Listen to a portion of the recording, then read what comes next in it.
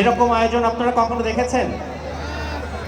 তাহলে এত সুন্দর, এত মনোমুগ্ধকর একটি ইভেন্ট কে আয়োজন করেছে? এই ক্রেডিট কার পাওনা?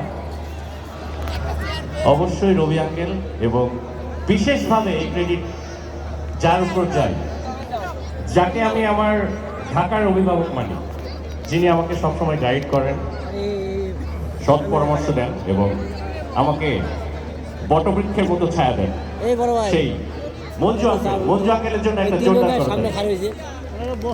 তালিকা। আমি খুশি হতে পারলাম না, যেহেতু আমি পাখির সন্তান, আমি রূপপুরের ছেলে। আপনাদের কাছ থেকে একটা প্রচুর ভরপুর একটা তালি চাই সবাই, each and everyone. Thank you so much. কারণ এটা মঞ্জু আঙ্কেল ডিজার্ভ করে। কারণ আমরা আমাদের একটা সংকীর্ণতা কি জানেন, আমরা গুণীর কদর করতে জানি না।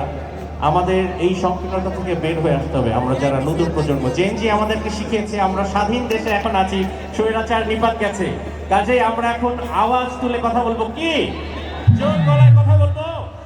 ইয়েস, তো আমি এখন আর কথা বলবো না, কারণ আজকে যেহেতু আমার এখানে মঞ্জাকের বলছিল যে তুমি কালকেও গাইবা আজকেও গাইবাম না, যদি আমি আমার জায়গায় আমি যদি গান গাই, তাহলে আমার তো স্থানীয় আরো অনেক শিল্পীরা আছেন। এই যে আমার মুক্তা নানার সামনে আছেন, আমরা ওনার গান শুনতে পারলাম না, আরো অনেক শিল্পীরা আছে, তাদের গান শুনতে পারলাম না। তো আমি স্বার্থপরের মতো প্রতিদিন গাইবো, এটা তো হইতে পারে না। কাজে আমার আসলে খুব মিনিমাম গান গাওয়া উচিত। আর লুইপা আছে, আমার শ্রদ্ধেয় বড় ভাই রবি চৌধুরী, উনি আছেন, আবার আমার স্নেহের আরেকজন কলিগ মৌমিতা গেয়ে গেল। আর আজকে যারা বাজাচ্ছে, গতকালকে যারা বাজিয়েছে, সবাই আমার ভাই এবং আমরা একসাথে সবসময় কাজ করি। আলমগীর সহ আলমগীরের পুরো টিমের জন্য একটা আমাদের পাখির পক্ষ থেকে একটা জোরদার করতালি সবাই মিলে। Thank you. এবং ইভেন্ট করছে এনায়েত, আমার খুব কাছের একটা ভাই, আমরা দিনের পর দিন একসাথে কাজ করছি। সাউন্ড আছে ফারুক, সবই আমার পরিচিত এবং সব আমার ভাই, আমরা একসাথে সবসময় দেখা হয়, কাজ করি। তো শুরুতেই আমি একটি গান গাইছি, তারপরে আমার নিজের যে গানটি আমাকে অনেকেই রিকোয়েস্ট করছে আগেই, সেটা গাইবো।